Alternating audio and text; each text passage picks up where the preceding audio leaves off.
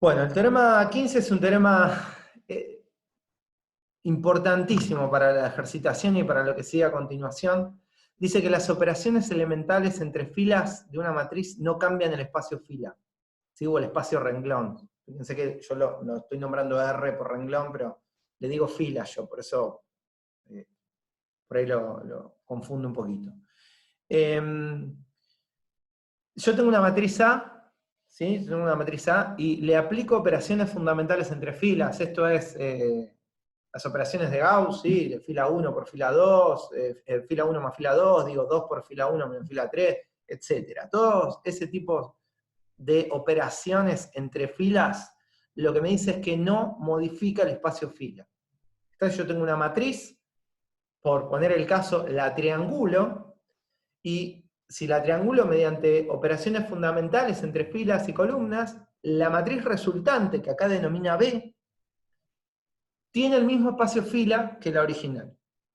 Eso es lo que necesitamos probar, ¿sí?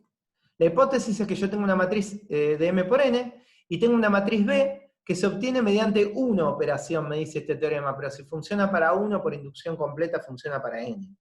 Entonces yo tengo una matriz de M por N, hago una operación entre filas y obtengo la matriz B. Lo que tengo que probar es que el espacio fila de A y el espacio fila de B son iguales. Bien, esto también lo vamos a probar por doble inclusión, ¿sí? Es decir, vamos a tomar un espacio de las filas de A y vamos a probar que pertenece al espacio de las filas de B, y después vamos a tomar un espacio de la fila de B y vamos a probar que pertenece al espacio de las filas de A. Esta es la página. Bueno. Bien. Esperen que está entrando gente. Admito y seguimos. Bien, está bastante redactado porque en símbolos sería un poco difícil de explicar. Traten de seguirme, si no me paran, me preguntan y doy marcha atrás, ¿sí? Bien, yo tengo, decía la hipótesis, una matriz A y una matriz B obtenida de una sola operación, ¿sí? De una sola operación fundamental. Lo que decimos es, si la operación entre filas es un intercambio, cambio la fila 1 por la fila 2, por ejemplo, entonces el conjunto de vectores que forman el espacio fila de la primera matriz es exactamente el mismo que el espacio de vectores que forman el espacio de filas de la segunda matriz, solo que cambia en el orden. Bueno, eso genera el mismo subespacio vectorial. Por poner el ejemplo, si yo tengo los vectores 1, 1 y 1, 0, generan un espacio vectorial. Y si yo me pregunto qué espacio vectorial forman los vectores 1, 0 y 1, 1, es decir, lo único que hago es cambiarlos de lugar, bueno, es evidente que conforman el mismo espacio vectorial, porque la generación de un espacio vectorial a partir de un conjunto de generadores o de una base no depende del orden de los vectores. Entonces los intercambios mantienen los espacios entre filas. Si la operación es multiplicar una fila por un escalar no nulo, ¿sí? Es decir, hacer dos, la matriz A es la fila 1, fila 2, fila 3, y la matriz B es 2 por fila 1, fila 2, fila 3, entonces lo que estoy obteniendo es un vector que es múltiplo escalar del que modifiqué. Yo tengo todos los vectores iguales, el primer vector de la matriz A, yo tengo la fila 1, la fila 2 y la fila 3 en la matriz A, y lo que hago es mantener la fila 2, mantener la fila 3, y a la fila 1 la multiplico por 2. Entonces obtengo la matriz B. Bueno, pero estos tres vectores, si bien no son exactamente los mismos tres vectores que acá, van a necesariamente también generar el mismo espacio vectorial, porque el vector transformado, el celeste y el primero naranja, son LD, son múltiplos escalares, ya lo habíamos visto. Y dos múltiplos escalares generan el mismo subespacio vectorial. Entonces, en este caso también se mantiene el mismo conjunto, el mismo espacio. Bien. Se me desplazó la hoja, ¿no? Sí. Bien, si la operación elemental que estoy haciendo es multiplicar una fila, o sea, multiplicar una fila por un escalar, y sumarle el múltiplo escalar de otro, ¿sí? Esa sería la combinación de los dos anteriores. Entonces, yo tengo una columna que es combinación lineal de las otras dos. A ver, pensémoslo, ¿sí? Un segundo. Yo tengo una fila 1, fila 2, fila 3. Cambio la fila 1 por fila 1 más 3 fila 2. Bueno, lo que obtengo es una combinación lineal. Quiere decir que es LD con la anterior, porque una combinación lineal es linealmente dependiente con los elementos que la forman. Entonces, en este caso, otra vez obtengo un espacio que es LD con el anterior, perdón, un vector que es LD con el anterior. Entonces, otra vez generan el mismo espacio. Bueno, como la suma y la multiplicación por un escalar son leyes de composición, toda la combinación lineal, todas las combinaciones de lo que yo mencioné, van a mantener el espacio fila. ¿Sí? Siempre me mantengo dentro del conjunto del cual yo estoy partiendo. Esto es una forma rebuscada de decir que si los vectores fila son en R3, sumarle otro vector, multiplicar ese vector por un escalar, o sumarle un múltiplo escalar de ese vector, no me va a dar un vector de R4. Me voy a quedar en R3. Son leyes de composición interna. Bueno, si vos invertís el razonamiento, es exactamente lo mismo. Si invertimos el razonamiento, es decir, tomamos que partimos de la matriz B para llegar a la matriz A, es escribir exactamente lo mismo. Entonces, esa es la doble inclusión de la cual habla este teorema. Si yo tomo un conjunto de vectores y modifico un vector por otro vector LD, tengo el mismo espacio. Si yo tomo 3 vectores y a uno de los vectores los cambio por una combinación lineal de los otros dos, que contenga ese vector, bueno, sigue siendo LD, mantengo la dependencia lineal con lo que estoy modificando. Por eso no modifican el espacio columna. Bueno, espero haber sido claro con esto, ¿sí? Si no, después me dicen. Bien. ¿Cuál es la conclusión de este teorema? ¿Por qué vamos a usar este teorema?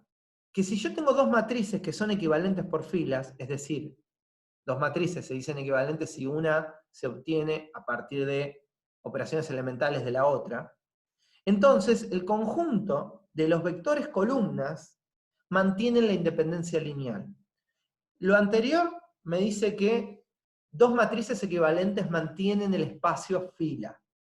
Está el espacio fila de la primera, es el mismo espacio fila que la segunda. Es decir, que calcularle el espacio fila a la matriz A es lo mismo que calcularle el espacio fila a la matriz B, porque me va a dar el mismo conjunto. Pero no mantienen el espacio columna. La matriz A y la matriz B pueden tener diferente espacio columna, pero mantienen la independencia lineal.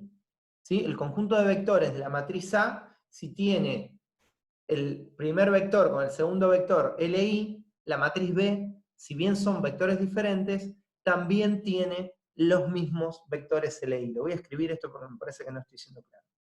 Vamos a suponer, estamos hablando de columnas acá, estamos hablando de matrices columnas. Vamos a suponer que yo tengo la matriz A, esperen que agarro el lápiz, la matriz A formada por la columna 1, la columna 2, la columna 3 y la columna 4. Esta sería mi matriz A.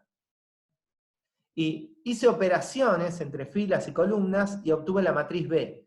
La matriz B tiene la columna 1, la columna 2, la columna 3, la columna 4, que son obtenidas a partir de operaciones elementales. Ahora, lo que me dice esta propiedad es que si en la matriz A,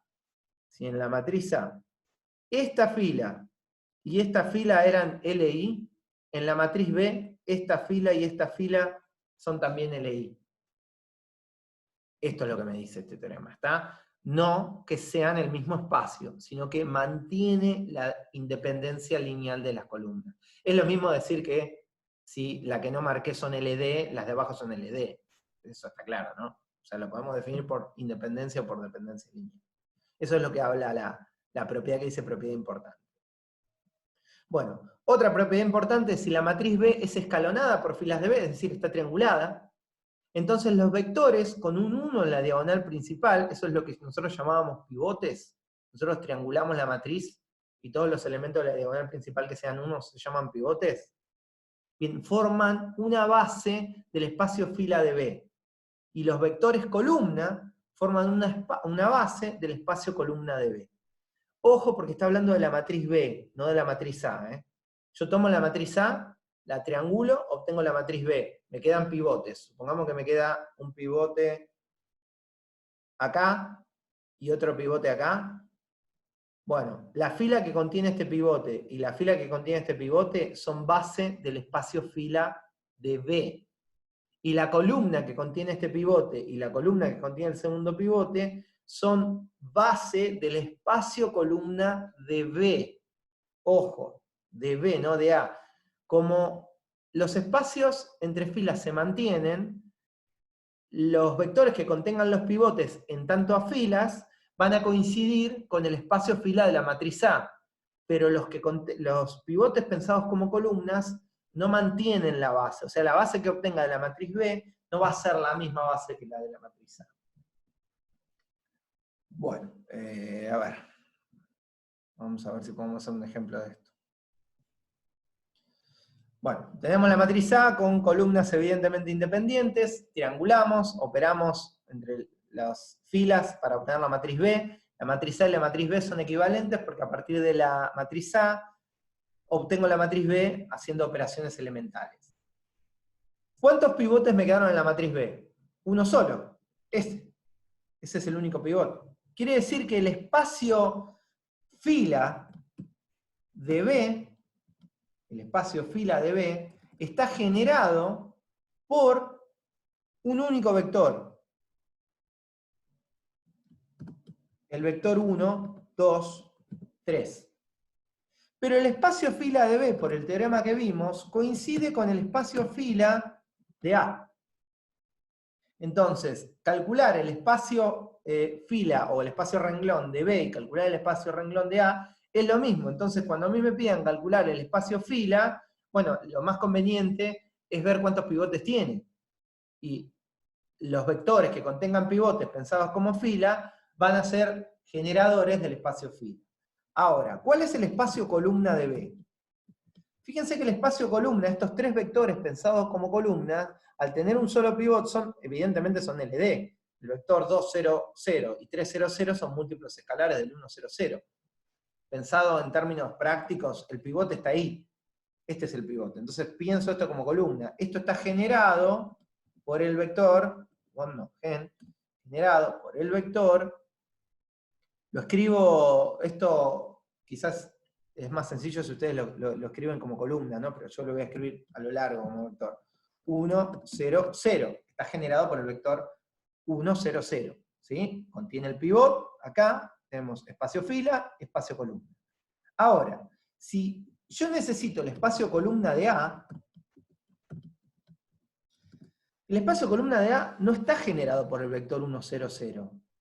Porque con el vector 1, 0, 0 no genero el vector 1, 2, 3.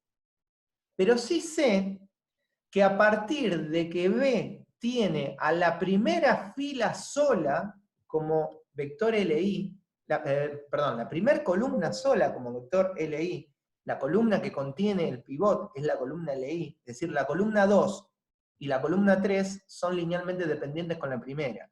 Entonces, voy hacia la matriz A, y como en la matriz B la primera columna es la LI, en la matriz A la primera columna es la LI. Entonces, el espacio columna de A está generado por el vector columna que ocupa la posición que en la matriz triangulada tiene el pivot. Es decir, que está generado por 1, 2, 3.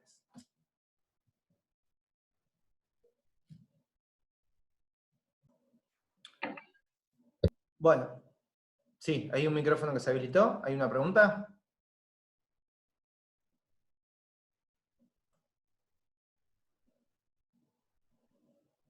Bueno, el teorema 16 es una propiedad bastante importante y bastante interesante, porque lo que me plantea es que la dimensión del espacio fila es igual a la dimensión del espacio columna. Habíamos visto con anterioridad que que el espacio columna coincide con el espacio imagen, y que la dimensión del espacio imagen es lo que llamábamos rango de la matriz.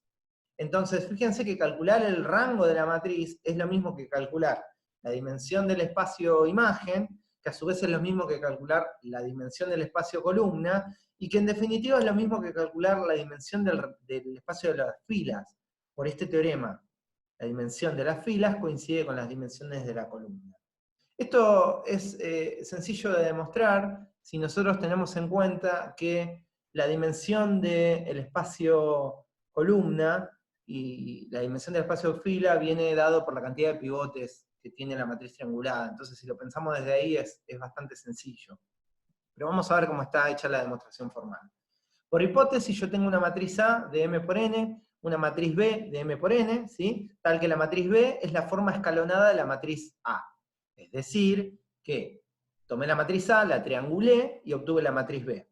Y tengo los espacios, renglones de A, columnas de A, renglones de B y columnas de B, como los subespacios o parte de los subespacios fundamentales de las dos matrices. Bueno, sabemos de los teoremas anteriores dos cosas, que columnas de A y columnas de B son iguales, y que renglones de A y renglones de B tienen la misma dimensión. No son iguales, pero tienen la misma dimensión porque mantienen la dependencia lineal, ¿sí? Y la independencia lineal. Bien, la tesis es que la dimensión de los renglones de A coincide con la dimensión de las columnas de A. Eso es lo que tengo que probar.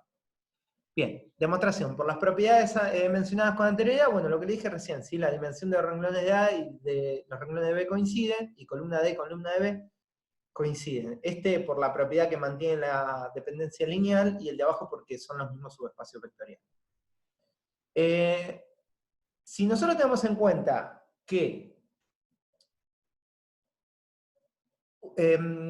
podemos usar la propiedad de los pivotes para contar cuántos vectores son diferentes del nulo, es decir, los vectores que me queden nulos son los LD, entonces lo que tengo que contar son los pivotes que me quedan, y son los vectores que terminan siendo LI. Vamos a pasar de página.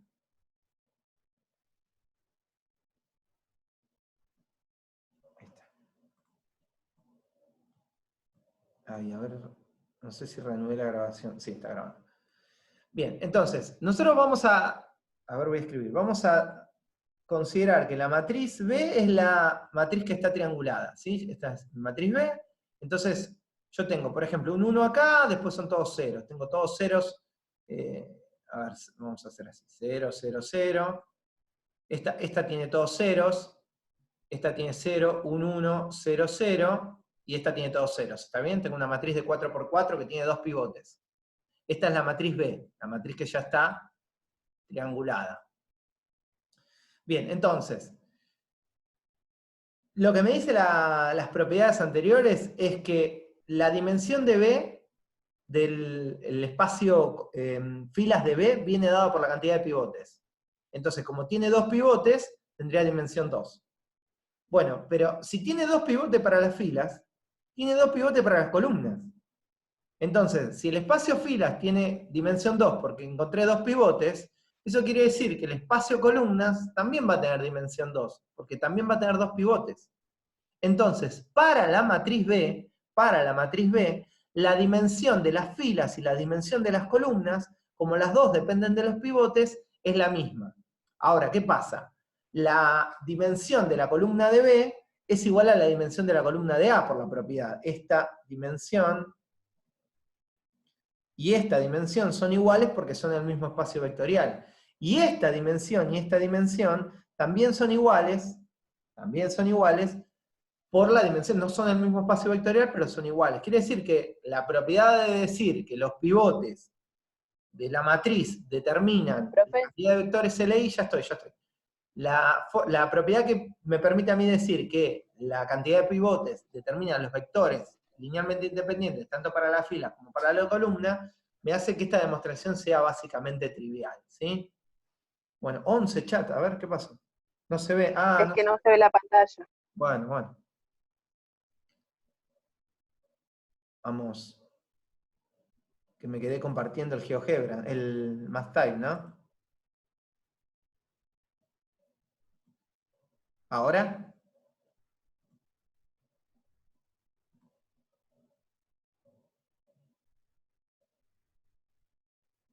¿Ahora sí? Acosta, ¿levantaste la mano por eso porque no se veía?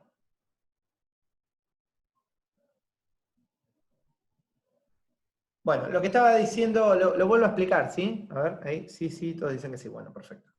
Lo que estaba explicando es que si yo tomo una, el dibujo igual es espantoso, pero bueno, si yo tomo esta matriz B, ahí donde le hice, la triangulé a la matriz B y me quedó una matriz con dos pivotes, estas rayas que tracé para no hacer todo cero, ¿sí? Entonces me quedaron dos pivotes. ¿Qué me dice la propiedad de los pivotes? Que esos dos pivotes que marqué, que serían este que está acá y este que está acá, me van a determinar que esos dos vectores generan el espacio columna. Y que los dos vectores como columna que contienen los pivotes generan el espacio, dije columna, ¿no? Los dos pivotes, los vectores que contienen los pivotes, tanto por filas como por columnas, generan las dimensiones del espacio fila de B y columna de B. Es decir, el espacio fila de B y columna de B vienen determinados por los pivotes. Eso lo sabemos por la propiedad de los pivotes, para una matriz que ya esté pivoteada, que ya esté triangulada. Eso no lo sabíamos para la matriz A, pero saber de los teoremas anteriores que la dimensión de columna de B es igual a la dimensión de columna de A, porque son iguales los subespacios vectoriales, me permite decir que si la dimensión de la columna de B viene por la cantidad de pivotes, la dimensión de la columna de A viene por la cantidad de pivotes de B también, que es su matriz escalonada, equivalente. ¿Qué sabemos de la dimensión de los renglones o de las filas de B? Sabemos que no necesariamente es la misma que la de los renglones de A, pero lo que sí sabemos es que va a venir determinado por la misma cantidad de vectores. Entonces, si la dimensión de los renglones de B viene dada por la cantidad de pivotes, la dimensión de los renglones de A también. Entonces, si estas dos son iguales, si A es igual a B, A es igual a D, B es igual a E, estas dos que me quedaron acá abajo también están obligadas a ser iguales. Quiere decir que alcancé la tesis de una forma bastante sencilla de probar, simplemente apoyándome en los teoremas anteriores. Bueno, otra vez me estoy quedando sin tiempo. Gente, ¿ahora se entendió? ¿Ahora sí?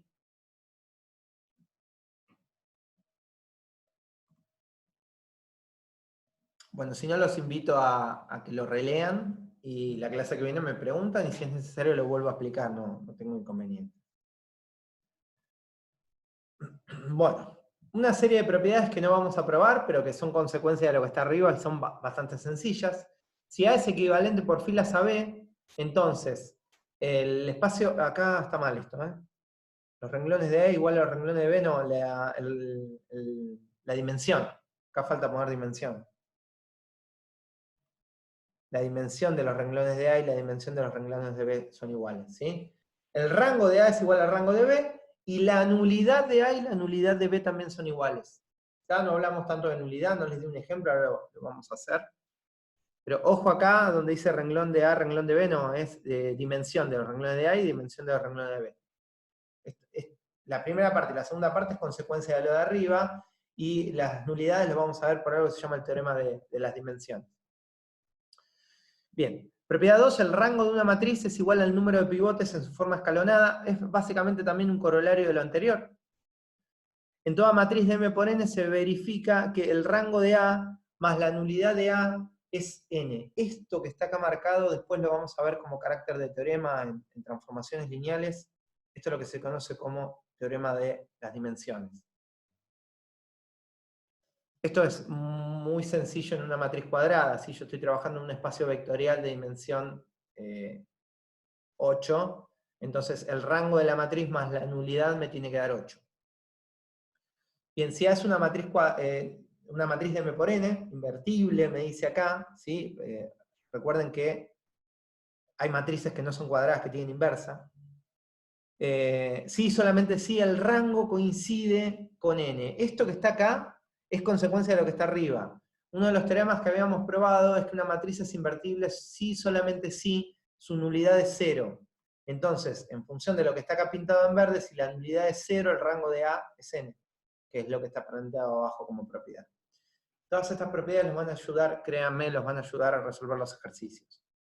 El sistema A, matriz por X, ¿sí? X como matriz columna,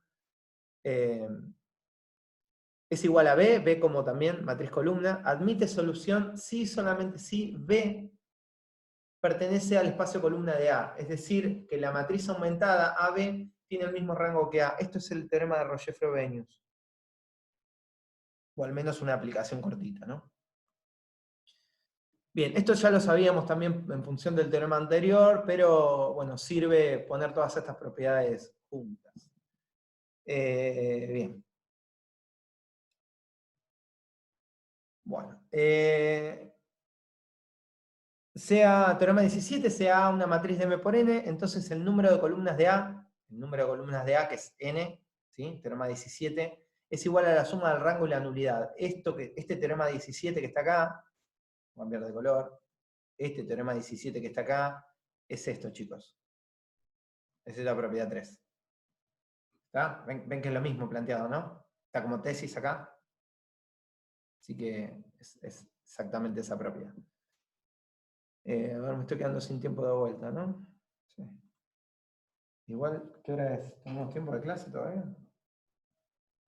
No, más o menos. Bueno, vamos a demostrar esto y vamos a hacer algún ejemplo de nulidad que no les hice ninguno, o alguno con una matriz un poco más difícil. Esta es una demostración que también es más bien hablada, porque tiene que ver con, o al menos esta demostración está apoyada en el concepto de variables libres que tendrían que traer aparejado de cuando vieron resolución de sistemas de ecuaciones lineales.